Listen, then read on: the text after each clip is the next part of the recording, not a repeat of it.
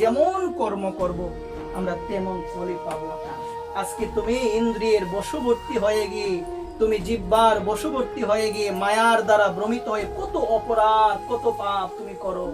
একদিন সময় আসবে যে এই কর্মফল তোমাকে ভোগ করতেই হবে, তোমাকে ভোগ করতে হবে। এটার থেকে কেউ আমরা বাঁচতে পারবো না। দশরথ রাম রাম করে কেন মারা গেলেন মা? দশরথ কেন মারা গেলেন? ধ্যান দিয়ে শুনতে হবে। দশরথ কেন মারা গেলেন এটা যদি জানতে চাও বিশেষভাবে ধ্যান দিয়ে একটু শ্রবণ করার চেষ্টা করো। আমরা দেখতে পেয়েছিলাম আমার ভগবান শ্রীকৃষ্ণ তিনি বৃন্দাবন ত্যাগ করে যখন গিয়েছিলেন তিনি বলেছিলেন যে 100 বছর পরে আসবো। মন দিয়ে শুনেন, তিনি কত বছর পরে এসেছিলেন গো মা? 100 বছর। নন্দ মহারাজ কি মারা গিয়েছিলেন? আওয়াজ নাই। নন্দ মহারাজ কি মারা গিয়েছিলেন? মারা যান নাই। কিন্তু এদিকে দশরথকে বলা হয়েছে 14 বছর। কিন্তু দশরথ কেন মারা গিয়েছিলেন? মন দিয়ে ধ্যান দিয়ে শ্রবণ করার চেষ্টা করবেন। সে ক্রন্দন করছে। রাম যখন 14 বছরের বনবাসে চলে গিয়েছে সে ক্রন্দন করে।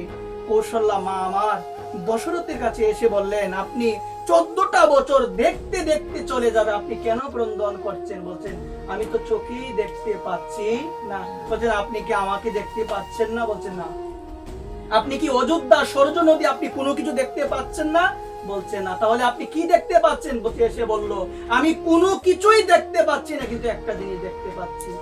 বলছেন অন্ধমুনির সন্তানকে আমি শব্দবিধি বান দিয়ে আমি মেরেছিলাম, আমি শুধু এটাই দেখতে পাচ্ছি, আর কিছু দেখতে পাচ্ছি। কর্মের ফল, কর্মের ফল। তোমার কারণে যেমন আমার পুত্র সুখ উৎপন্ন হলো, তুমিও পুত্র সুখে মারা যাবে। তাহলে আজকে ভগবান রামচন্দ্রের পিতা সে যদি অভিশাপ থেকে কর্মফল থেকে না বাঁচতে পারে, আমার মতো অদম আমি কি করে বাঁচবো? চিন্তা করে দেখেন কিভাবে বাঁচবো। মহামহিম ভীষ্ম সরসজ্জার মধ্যে শায়িত হয়ে আছেন, আমরা বুঝি না, আমরা শুনতে ভালোবাসি কথা, কিন্তু এক কানে শুনি আর এক কানে আমরা উড়িয়ে দিই। এই কথাগুলো যদি ধ্যান দিয়ে শুনেন আপনি ভালো হয়ে যাবেন আজকে থেকেই।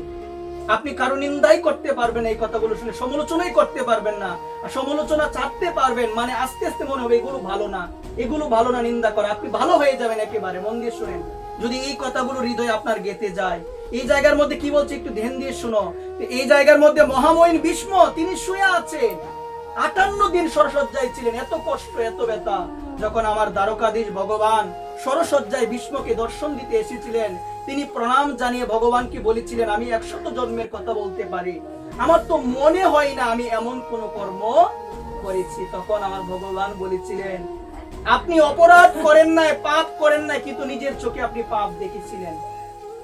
আপনি অপরাধ করেন না, নিজের চোখে পাপ দেখেছিলেন, আপনি নিজের চোখে আপনি পাপ দেখেছেন। যখন এই সবার মধ্যে হস্তিনাপুরের এই রাজসভার মধ্যে যখন কুলবধূ আপনার দ্রৌপদীকে বস্ত্র হরণ করা হয়েছিল, দ্রৌপদী ডেকে ডেকে বলেছিল পিতামহ আপনি আমাকে বাঁচান, আপনি ছাড়া কেউ বাঁচাতে পারবো না।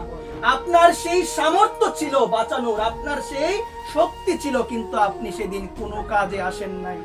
আপনি সেদিন চোখে চোখে দেখেছিলেন, অপরাধ করেন নাই, অপরাধ দেখেছিলেন। আমাদের সমাজে অনেকে আছে বৈষ্ণবের নিন্দা করে না, কিন্তু বৈষ্ণবের নিন্দা করলে মাথায় ভাবে